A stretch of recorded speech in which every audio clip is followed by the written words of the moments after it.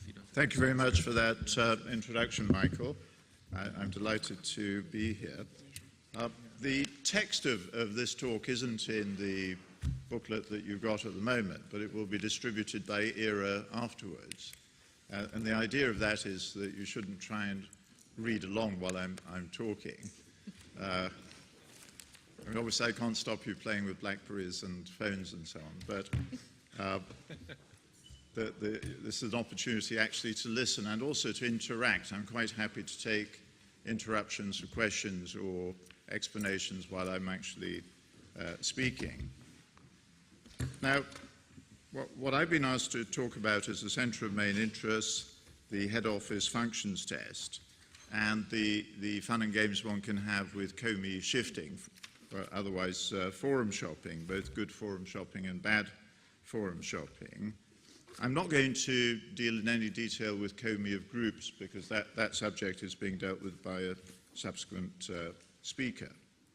Now, the current position is that until the 26th of June, that's this month, the original regulation, 1346-2000, applies to the opening of insolvency proceedings, as listed in Annex A.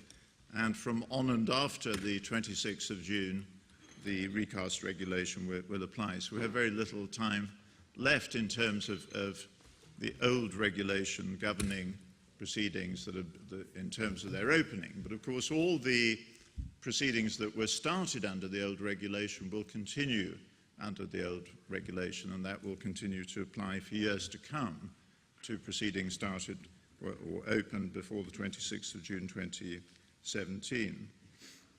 Now, on the subject of COMI, in the original regulation, there was actually no definition of COMI.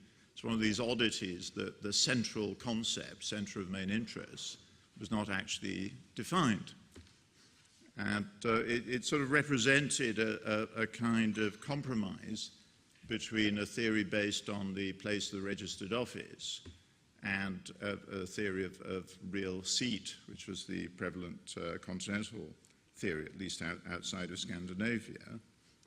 But there was recital 13 under the original regulation, which said the centre of main interest should correspond, and should is Euro language for must. So whenever you see should, you should read must. So centre of main interest must correspond to the place where the debtor conducts the administration of his interests on a regular basis and is therefore ascertainable by third parties. Now, there's quite a lot of case law, both national case law and case law from the Court of Justice of the European Union on the meaning of centre of main interest, COMI, and the role of this particular recital. I'm not going to go into detail about that now because the recast regulation has actually codified in a concrete express form a lot of the case law that was argued and decided in relation to this definition. The expression head office functions test was used in relation to the idea of the test for COMI under the previous regulation, and is still a convenient heading under the recast regulation. I claim to have invented this expression in a case called Enron Directo, and this was one of the earliest cases under the existing regulation, the original regulation. You had a company which was registered in Spain, it's a subsidiary of the Enron group, and it carried on day-to-day business in Spain, but the administration and direction of the company was from the subgroup headquarters in London. So you had the main headquarters in the United States of the Enron group, and for Europe there was a subgroup headquarters in London. And we persuaded the judge in London that COMI was actually in London rather than in Spain where the company was registered, on the basis that the correct approach was the head office functions approach. And the word functions comes in because what we argued successfully in that case was you look at not where the technical or so-called head offices, but where the head office type functions are actually carried out. And this subsequently, after Enron Directo, became quite popular in the case law, both national case law in the UK, France, Hungary, and other places. But it was also eventually, without using this exact expression, was taken up by the Court of Justice in the Interedel case, where they said that where the bodies responsible for the management and supervision of a company are located in the same place as its registered office, and the management decisions that the company have taken in a manner that is ascertainable by third parties, in that place the presumption that the center of the company's main interest is located in that place is wholly applicable. So if you have a coincidence of the place of registered office and therefore the presumption that COMI is there, together with management decision making in the same place, then that is the COMI for the purposes of the regulation, the old regulation.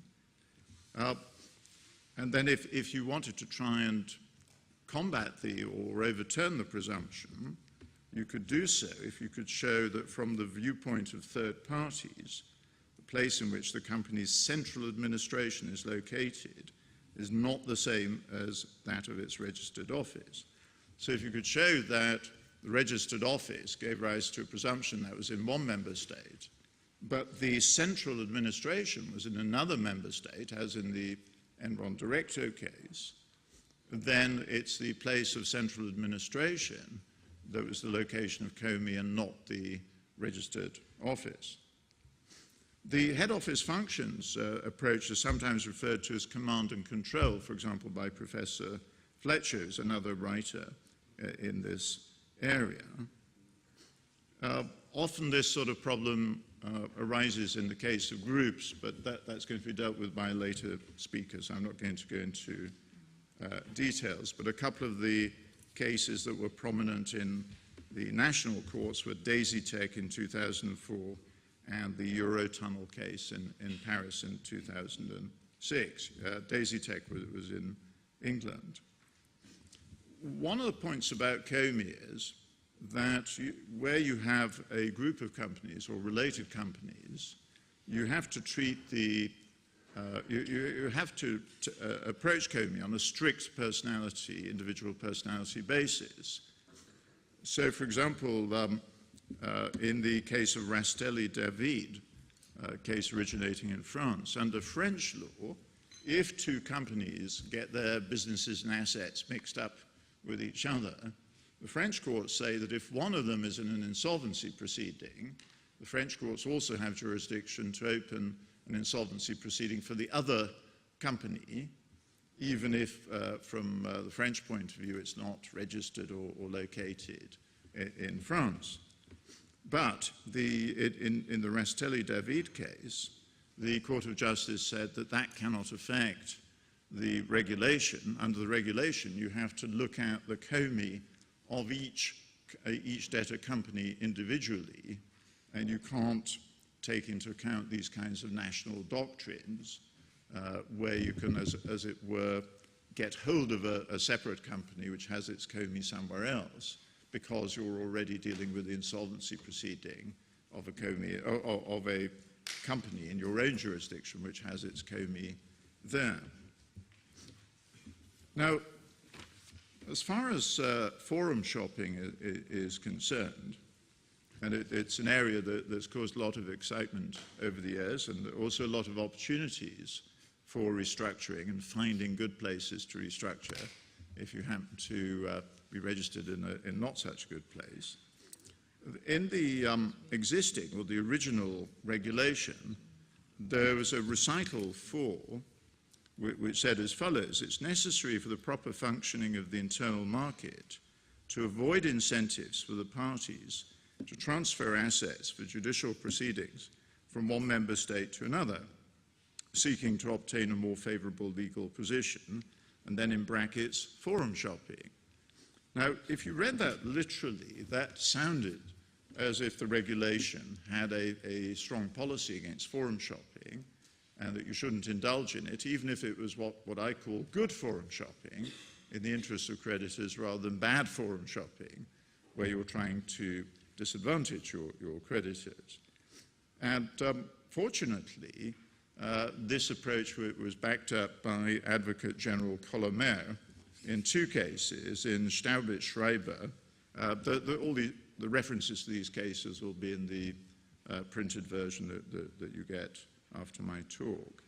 So in Staubitz-Schreiber and in a case called Segon and Deco-Marti, the Advocate General pointed out that despite what you might think reading recital 4 literally, it wasn't trying to get at forum shopping per se, but it was only attacking forum shopping which was of the type that was opportunistic and fraudulent. So it makes it, the Advocate General makes it clear that the policy against forum shopping is only against opportunistic and fraudulent forum shopping, not forum shopping per se.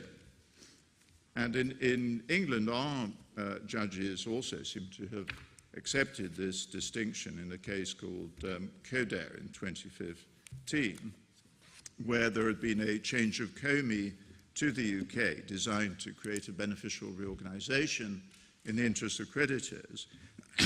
And Mr. Justice Newey in the High Court accepted that was a perfectly legitimate aim.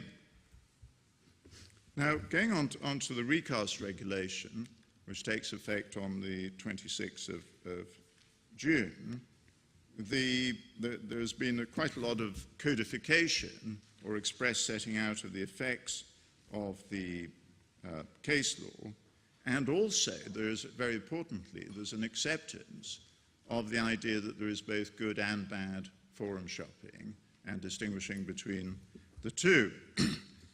So the new recital 28 of the recast regulation says, when determining whether the centre of the debtor's main interests is ascertainable by third parties, special consideration should be given to the creditors and to their perception as to where a debtor conducts the administration of its interests. This may require, in the event of a shift of centre of main interests, informing creditors of the new location from which the debtor is carrying out its activities in due course. For example, by drawing attention to the change of address in commercial correspondence or by making the new location public through other appropriate means. So one of these strategies to try and combat fraudulent or deceptive or secret shifts of COMI is the idea in this recital that you must tell your creditors and you must generally have a change. If you're going to change your COMI, you must do it in a way which is obvious to relevant third parties, in particular your creditors. And this emphasis on the point of view of creditors comes from the case law, not only inter edel in the Court of Justice. There was also an interesting case called Quinn in Northern Ireland. There, the situation was the debtor was an individual who lived just south of the border between the Irish Republic and Northern Ireland. And he had business interests through companies in the north. Those went bust and went into execution proceedings.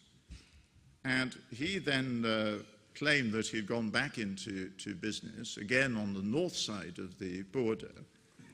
But because he was rather shy, he didn't want his creditors to know what he was doing, and therefore he kept it secret from his creditors. And at the same time, he had also kept fairly secret the fact that he was starting a new business in the south as well. But perhaps rather cleverly, the investigators for his main creditor sat outside the premises where he was starting his new business in the Irish Republic, and they picked up a Wi-Fi signal from his server with the name of his new business. And this was quite a good piece of evidence that we put in for his creditor, and that helped persuade the judge that his claim to have his COMI in the north, which was part of the UK rather than the south, was false. Recital 29 of the recast regulation says that the regulation should, which again of course means must, contain a number of safeguards aimed at preventing fraudulent or abusive forum shopping. And this, to my mind, accepts this fundamental dichotomy between good and bad forum shopping. It's there now in black and white as the correct way to approach the recast regulation. And then recital 30 also, to some extent, deals with the same theme. It talks of a requirement to check jurisdiction when a court is thinking of opening insolvency or pre-insolvency proceedings under the recast regulation, to ensure that a corporate debtor's COMI is genuinely, that's the word used, genuinely located where main proceedings are sought to be opened. So that I think is saying to a court being asked to open proceedings, watch out in case you're being deceived and in case somebody is trying to open proceedings in a fraudulent or abusive way. There was an interesting question which arose under the existing regulation as to whether you could combat an alleged change of COMI that was fraudulent or abusive, not only in terms of the not only in the express terms of the regulation itself and of the case law, but also under a doctrine of abuse of EU law. So there is a doctrine which you can see in cases in the non-insolvency areas of EU law, under which sometimes, if somebody's trying to use EU law in a fraudulent or abusive way, a court can reject that type of attempt.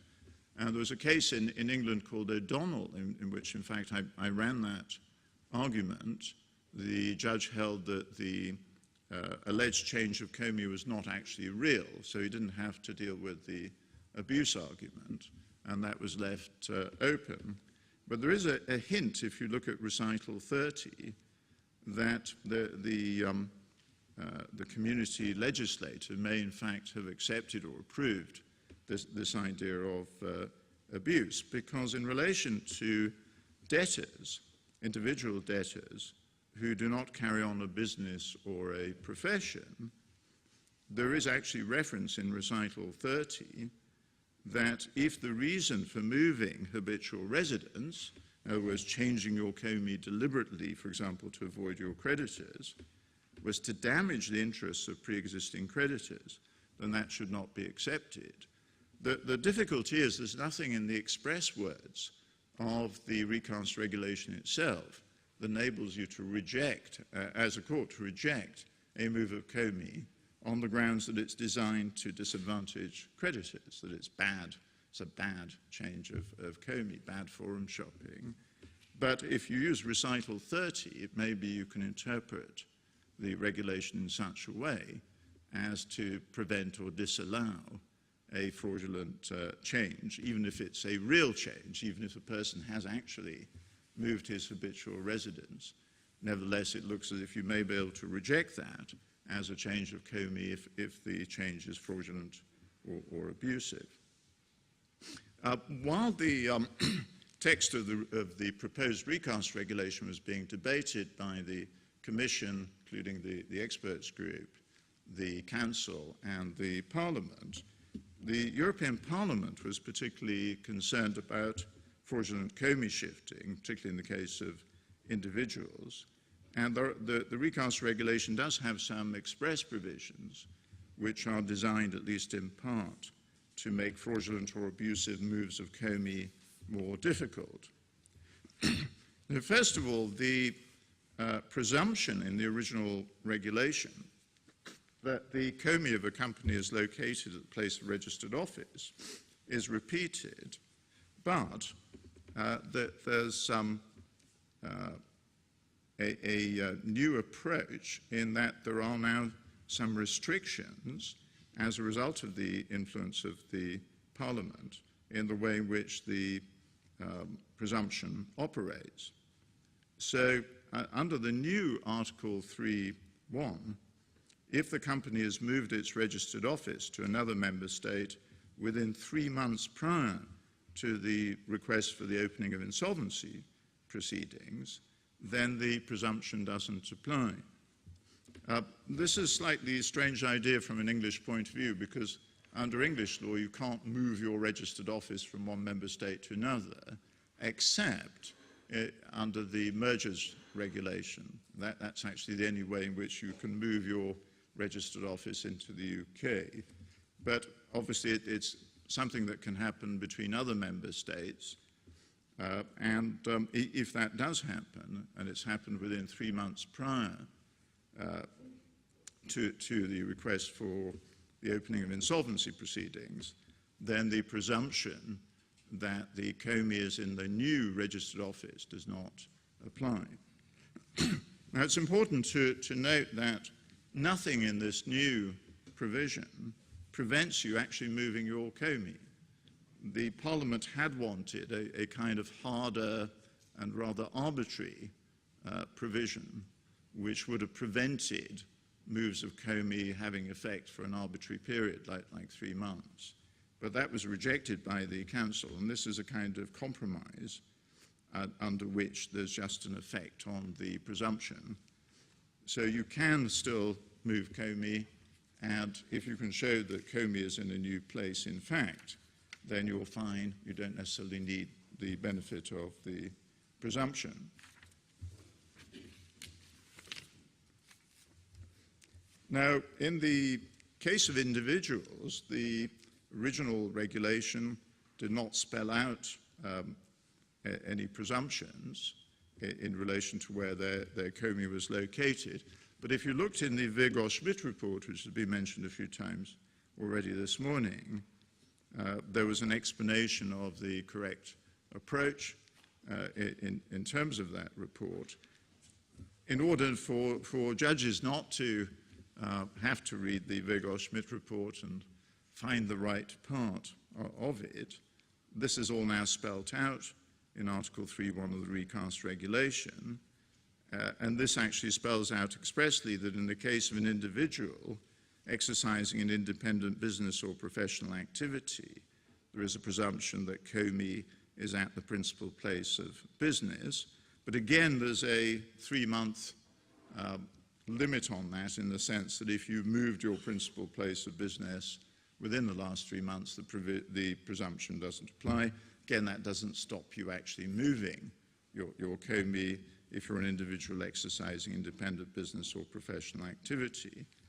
And again, following Virgo-Schmidt, and in fact Virgos and Garcia-Martin, very useful little book that was written on the original regulation. Case of other individuals, people who are not exercising independent business or professional activity, you look at the place of habitual residence. And again, that's now set out expressly in the new article, or new parts of Article 3.1, that their habitual residence is the presumption, and this time it's negatived if you've moved your habitual residence within 6 months, which is twice as long as people carrying on business or professional activity. It's not very clear why it's 6 months rather than 3 months, but one assumes the reason is that if you're not carrying on business or professional activity, it's much easier to switch your COMI to the to hurt your creditors or to run away from your creditors, and therefore there's a 6-month disapplication of the presumption.